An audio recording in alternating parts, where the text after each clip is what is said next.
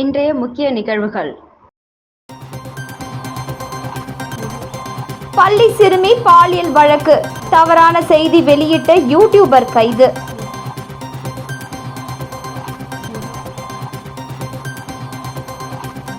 அன்னை பிறந்த தினம், அரவிந்தர் ஆசிரமத்தில் கூட்டு தியானத்தில் ஈடுபட்ட பக்தர்கள்.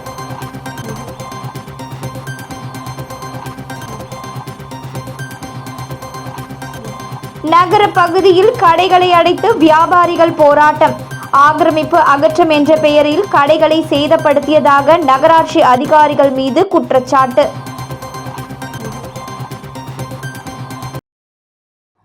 புதுச்சேரியில் 2 தினங்களுக்கு முன்பாக நகராட்சி மற்றும் பொதுப்பணித்துறை மூலம் நடைபாதையில் ஆக்கிரமிப்பு செய்யப்பட்ட கடைகளை அகற்றியதற்கு எதிர்ப்பு தெரிவித்து புதுச்சேரியில் இன்று பாரதி வீதி, நேரு வீதி, ரங்கப்பிள்ளை வீதி வியாபாரிகள் கடைகளை அடைத்து போராட்டத்தில் ஈடுபட்டனர். புதுச்சேரியில் நாளுக்கு நாள் போக்குவரத்து அதிகரித்து வருவதால் நகர பகுதிகளில் போக்குவரத்து நெரிசல் அதிகம் காணப்படுகிறது. மேலும் வார இறுதி நாட்களில் பல்வேறு மாநிலங்களைச் சேர்ந்த சுற்றுலா பயணிகளும் புதுச்சேரிக்கு வருகை புரிவதால் வார விடுமுறை நாட்களில் நகர பகுதிகளில் இருசக்கர வாகனங்களில் செல்வதற்கு கூட மக்கள் மிகுந்த சிரமத்துக்குள்ளாகி வருகின்றனர். இந்த நிலையில் இதனை சரி செய்யும் வகையில் நகர பகுதிகளில் உள்ள வீதிகளில் சாலையை ஆக்கிரமித்து வைத்துள்ள கடைகளை புதுச்சேரி நகராட்சி அதிகாரிகள் போலீசார் உதவியுடன் கடந்த சில நாட்களாக அகற்றி வருகின்றனர். எந்த முன்னறிவிப்பும் இன்றி கடைகளை அகற்றப்படுவதற்கு வியாபாரிகள் கடும் எதிர்ப்பு தெரிவித்து ஆக்கிரமிப்பு செய்ய வரும் அதிகாரிகள் மற்றும் போலீசாருடன் வாக்குவாதத்திலும் ஈடுபட்டனர்.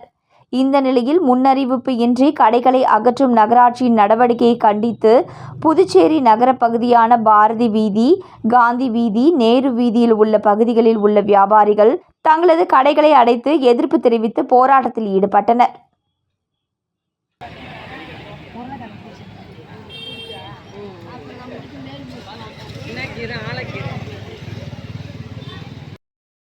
புதுச்சேரி நகராட்சி மற்றும் பொதுப்பணித்துறை அதிகாரிகளால் புதுச்சேரி மாநிலம் முழுதுமே எந்த ஒரு முன்னறிவிப்புமின்றி சிறு குறு வியாபாரிகள் நடத்தப்படும் கடைகளுக்கு எந்த ஒரு நோட்டீஸ் கொடுக்காம, எந்த ஒரு மெஷர்மெண்ட் கொடுக்காம உடனே வந்து அனைத்து அங்குள்ள ஆக்கிரமிப்பு என்ற பெயரில் ஆக்கிரமிப்பு மற்றும் அகற்றாமல் அங்குள்ள பொருட்களை சேரப்பட்டு வருவதை கண்டித்து புதுச்சேரி நகரப்பகுதி வியாபாரிகள் சார்பாகவும் சமூக அமைப்புகள் மற்றும் அரசியல் சார்பாகவும் நாங்கள் ஒரு போராட்டத்தை முன்வைத்தோம். அந்த போராட்டம் நகரப்பகுதியில் உள்ள அனைத்து கடைகளும் இந்த நாள் வெள்ளிக்கிழமை அன்று முழுதும் பந்த் என்று அறிவித்தோம். எங்களுடைய போராட்டத்திற்கு நகரப்பகுதியில் உள்ள அனைத்து வணிக வியாபாரிகள் ஒத்துழைப்பு கொடுத்து இன்னைக்கு முழு முயற்சியாக அனைத்து கடைகளும் எங்களை எதிர்ப்பை பதிவு செய்வதற்காக முடிவுள்ளார்கள். புதுச்சேரி தானாம்பாளையம் தனியார் பள்ளியில் படிக்கும் சிறுமி பாலியல் வழக்கு தொடர்பாக தொடர்ந்து அவதூறு செய்திகளை வெளியிட்ட சென்னையை சேர்ந்த யூடியூபரை புதுச்சேரி போலீசார் கைது செய்தனர். புதுச்சேரி மணவெளி தொகுதிக்கு உட்பட்ட தானாம்பாளையத்தில் செயல்பட்டு வரும் தனியார் பள்ளியில் 1ஆம் வகுப்பு பயிலும் 6 வயது சிறுமி அதே பள்ளியில் பணியாற்றி வந்த ஆசிரியர் மணிகண்டனால் பாலியல் சீண்டலுக்கு ஆளாக்கப்பட்டார். சிறுமியிடம் பாலியல் சீண்டலில் ஈடுபட்ட ஆசிரியர் மணிகண்டன் போக்சோ சட்டத்தில் கைது செய்யப்பட்டு சிறையில் அடைக்கப்பட்டார். இந்த விவகாரம் புதுச்சேரியில் பெரும் சர்ச்சையையும் பரபரப்பையும் ஏற்படுத்திய நிலையில் பாதிக்கப்பட்ட சிறுமிக்கு உரிய நியாயம் கிடைக்க வேண்டும் என நல்லவாடு மீனவ கிராம மக்கள் மற்றும் பல்வேறு அமைப்பினர் தொடர் போராட்டங்களில் ஈடுபட்டனர். இதனால் பள்ளிக்கு சீல் வைத்து அதில் படிக்கும் மாணவர்கள் தொடர்ந்து தேர்வு எழுத மாவட்ட நிர்வாகம் மாற்று ஏற்பாடு செய்தது. இந்த நிலையில் சிறுமியிடம் பாலியல் சீண்டலில் ஈடுபட்ட ஆசிரியர் மணிகண்டன் இதுபோன்று வேறு ஏதேனும் மாணவர்களுக்கு பாலியல் சீண்டல் அளித்துள்ளாரா உட்பட 9 கோரிக்கைகளை புகார் மனுவாக காவல்துறை டிஐஜி சத்யசுந்தரத்திடம் புதுச்சேரி அனைத்து மீனவ பிரதிநிதிகள் நேரில் சந்தித்து மனு அளித்தனர். குறிப்பாக அந்த மனுவில் சிறுமி பாலியல் சீண்டல் வழக்கை திசை திருப்பும் விதமாக அவதூறாகவும் மீனவ சமுதாய மக்களை இழிவுபடுத்தும் விதமாகவும் தொடர்ந்து செய்தி வெளியிட்ட சென்னையை சேர்ந்த யூடியூபர் கார்த்திக் என்பவரை கைது செய்து விசாரணை நடத்த வேண்டும் என அவர் வெளியிட்டுள்ள காணொலியை கொடுத்து கோரிக்கை வைத்தனர். இதன் பேரில் விசாரணை செய்த தவளக்குப்பம் போலீசார் அவர் மீது வழக்கு பதிவு செய்து சைபர் கிரைம் போலீசாருடன் சேர்ந்து யூடியூபர் கார்த்திக்கை தற்பொழுது கைது செய்து விசாரணை நடத்தி வருகின்றனர். ஆடுதுறை நெல் ஆராய்ச்சி நிலையத்தின் கலப்பின ஆராய்ச்சி மூலம் கண்டுபிடிக்கப்பட்ட புதிய மிக சன்னரக நெல் ரகத்தை பரிசோதனை முறையில் பயிரிட்டு வெற்றி கண்டுள்ள புதுச்சேரி முன்னாள் அமைச்சர் கமலக்கண்ணன். புதுச்சேரி அரசு இந்த நெல் ரகங்களை ஆய்வு செய்து காரைக்கால் விவசாயிகளுக்கு தனியார் அல்லது அரசு நிறுவனம் மூலம் விதை நெல் வழங்க வேண்டும் என கேட்டுக்கொண்டுள்ளார். காரைக்கால் மாவட்டம் அம்பகரத்தூர் பகுதியில் வசிக்கும் புதுச்சேரி முன்னாள் அமைச்சர் கமலக்கண்ணன் மயிலாடுதுறை மாவட்டம் ஆடுதுறையில் அமைந்துள்ள நெல் ஆராய்ச்சி நிலையத்தின் விஞ்ஞானிகள் ஆராய்ச்சியை மேற்கொண்டு கலப்பின நெல் ரக என்ற புதிய நெல் ரகத்தினை ஆடுதுறை நெல் ஆராய்ச்சி நிலைய விஞ்ஞானிகள் கண்டுபிடித்து சோதனைக்காக வைத்திருந்தனர். அந்த கலப்பின புதிய நெல் ரக விதைகளை ஆடுதுறை நெல் ஆராய்ச்சி நிலையத்திடமிருந்து பெற்று தனது வயலில் பரிசார்ந்த முறையில் பயிரிட்டுள்ளார். தற்பொழுது அந்த புதிய நெல் ரகம் கனமழையிலும் தாக்குப்பிடித்து சாயாமல் நோய் தாக்குதல் எதுவும் இல்லாமல் அறுவடைக்கு தயாராக உள்ளது. இந்த புதிய நெல் ரக மிகவும் சன்ன ரகத்தை சேர்ந்ததுடன் விவசாயிகளுக்கு அதிக லாபம் தராத போதும் நல்ல சுவையுடன் புரதச்சத்து மிகுந்த உணவு சாப்பிட்ட இந்த நெல் ரகத்தை பயன்படுத்தி கொள்ளலாம் என்றும் மற்ற அரிசிகளில் 2.5% மட்டுமே உள்ள புரோட்டீன் இந்த அரிசியில் 7.5% இருப்பதாகவும் விஞ்ஞானிகள் தெரிவித்துள்ளனர் என்றார். மேலும் காரைக்கால் அரசு வேளாண் கல்லூரி நெல் ஆராய்ச்சி நிலையத்தின் மூலம் வழங்கப்பட்ட KKL2 மற்றும் KKLR4 ஆகிய 2 ரகங்களையும் தனது வயல்களில் பயிரிட்டு உள்ளதாகவும் இதில் KKL2 ரகம் கடும் மழையையும் தாண்டி விளைந்துள்ள நிலையில் அதன் மகசூல் குறித்த விவரங்கள் அறுவடை முடிந்த பின்னர் தான் தெரிய வரும் என கூறிய கமலக்கண்ணன், KKLR4 நெல் ரகத்தினை பிரதமர் மோடி வெளியிட்டுள்ளதாகவும் இந்த ரகத்தின் மகசூலும் அறுவடைக்கு பின்னரே தெரிய வரும் என கூறினார்.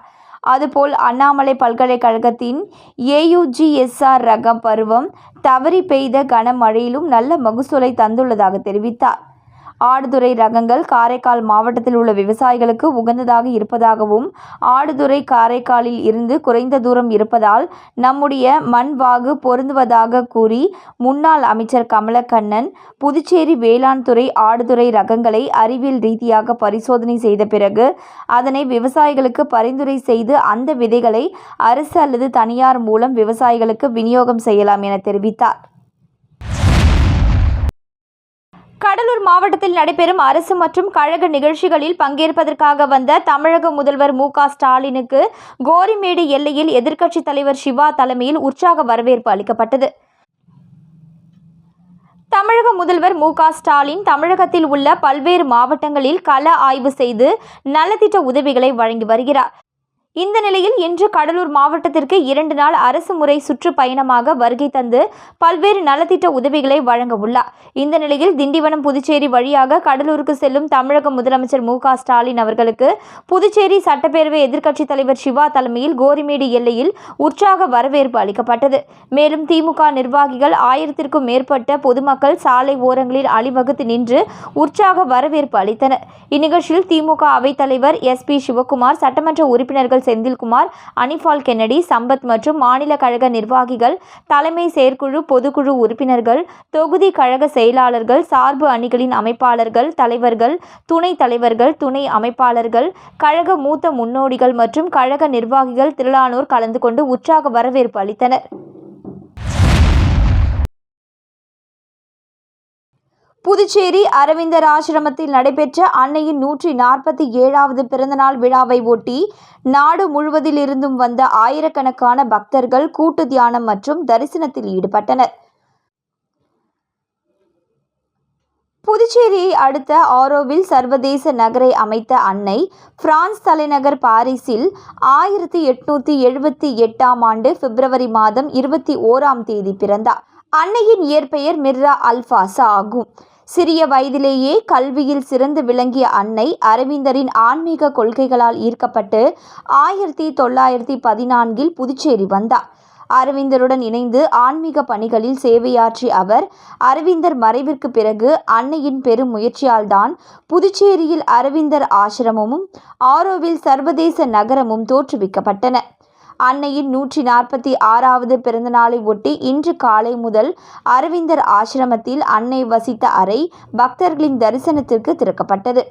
மேலும் வண்ண மலர்களால் அலங்கரிக்கப்பட்டிருந்த அன்னையின் சமாதியை பல்வேறு மாநிலம் மற்றும் வெளிநாடுகளில் இருந்து வந்திருந்த ஆயிரக்கணக்கான பக்தர்கள் நீண்ட வரிசையில் காத்திருந்து வழிபட்டனர். பின்னர் கூட்டு தியானமும் மேற்கொண்டனர்.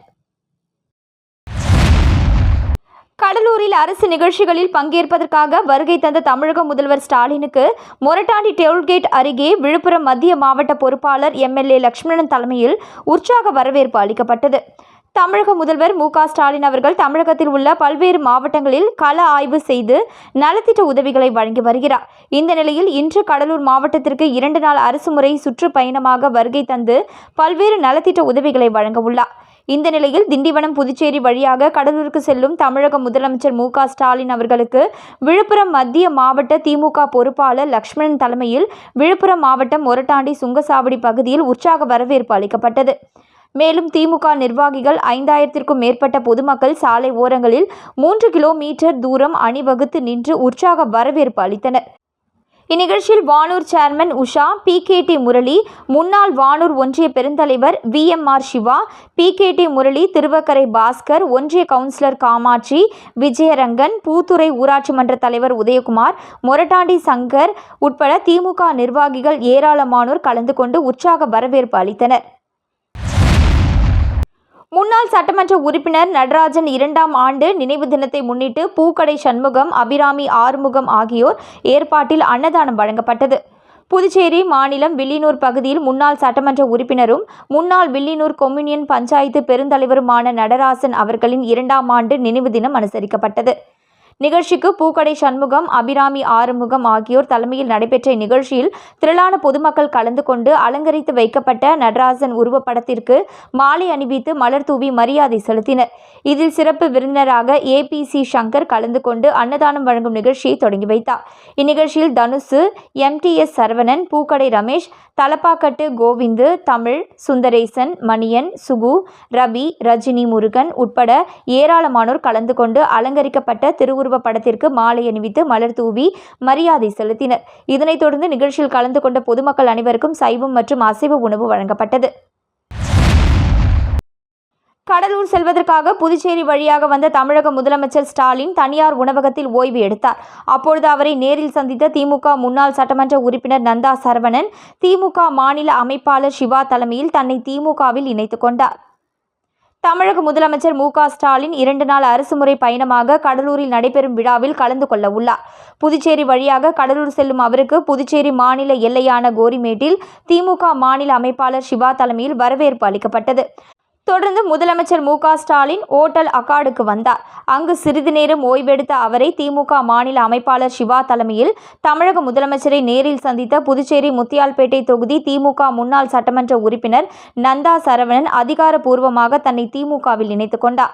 இந்நிகழ்ச்சியில் தமிழக அமைச்சர்கள் பொன்முடி, MRK பன்னீர்செல்வம் மற்றும் புதுச்சேரி சட்டமன்ற உறுப்பினர்கள் நாஜிம், திமுக அவைத்தலைவர் SP சிவக்குமார் மற்றும் சட்டமன்ற உறுப்பினர்கள் சம்பத், செந்தில்குமார், அனிபால் கென்னடி உள்ளிட்ட திமுக நிர்வாகிகள் மற்றும் முக்கிய பிரமுகர்கள் அனைவரும் திரளாக கலந்து கொண்டனர்.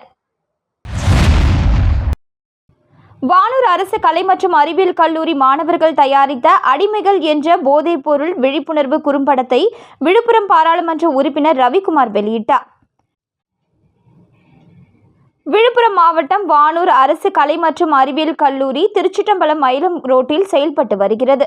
இக்கல்லூரியில் 1000க்கும் அதிகமான மாணவர்கள் கல்வி பயின்று வருகின்றனர். இக்கல்லூரியில் செயல்படும் போதைப் பொருள் தடுப்பு சங்கத்தின் சார்பாக 3ஆம் ஆண்டு வணிகவியல் துறையில் படிக்கும் மாணவர்கள் போதைப் பொருள் ஒழிப்பு விழிப்புணர்வு குறும்படம் தயாரித்து இயக்கி நடித்துள்ளனர். இக்குறும்படத்திற்கு அடிமைகள் என்று பெயரிட்டனர். அடிமைகள் என்ற போதைப்பொருள் விழிப்புணர்வு குறும்படத்தை விழுப்புரம் பாராளுமன்ற உறுப்பினர் ரவிக்குமார் வெளியிட கல்லூரி முதல்வர் வில்லியம் பெற்றுக்கொண்டார். குறும்படத்தை வெளியிட்டு சிறப்புரையாற்றிய விழுப்புரம் பாராளுமன்ற உறுப்பினர் தனது உரையில் போதைப் பொருட்களால் ஏற்படும் பாதிப்புகளை மாணவர்கள் போதைப் பொருளுக்கு அடிமையாகாமல் தங்களை பாதுகாத்துக் கொள்ள வேண்டும் என்று வலியுறுத்தினார். இக்குறும்படத்தை கல்லூரியில் பாராளுமன்ற உறுப்பினர் பார்த்த பிறகு இதில் நடித்த அனைத்து மாணவர்களையும் பாராட்டி இந்த படத்தை பள்ளி மற்றும் கல்லூரிகளில் பார்ப்பதற்கு ஆவணம் செய்யும்படி கல்லூரி முதல்வர் வில்லியம் அவர்களிடம் கேட்டுக்கொண்டார். இந்த குறும்படத்தில் லோகேஸ்வரன், யோகேஸ்வரன், முகிலன், சஞ்சய், பார்த்தசாரதி, பிரித்திகா, ஜெசி, நேதாஜி, புவனேஸ்வரன் ஆகியோர் நடித்துள்ளனர். முடிவில் போதைப்பொருள் ஒழிப்பு ஒருங்கிணைப்பாளர் காந்திமதி நன்றி கூறினார். இக்கல்லூரி மாணவர்கள் தயாரித்த போதைப் பொருள் ஒழிப்பு விழிப்புணர்வு குடி அழிந்த காரணம் என்ற முதல் குறும்படத்தை வனத்துறை அமைச்சர் பொன்முடி அவர்களால் கடந்த வாரம் வெளியிட்டது குறிப்பிடத்தக்கது. மீண்டும் இன்றைய முக்கிய நிகழ்வுகள். பள்ளி சிறுமி பாலியல் வழக்கு, தவறான செய்தி வெளியிட்ட யூடியூபர் கைது.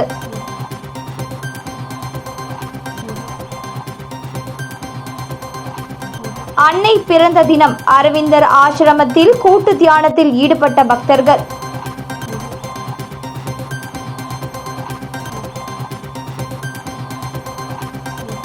நகர பகுதியில் கடைகளை அடைத்து வியாபாரிகள் போராட்டம். ஆக்கிரமிப்பு அகற்றம் என்ற பெயரில் கடைகளை சேதப்படுத்தியதாக நகராட்சி அதிகாரிகள் மீது குற்றச்சாட்டு.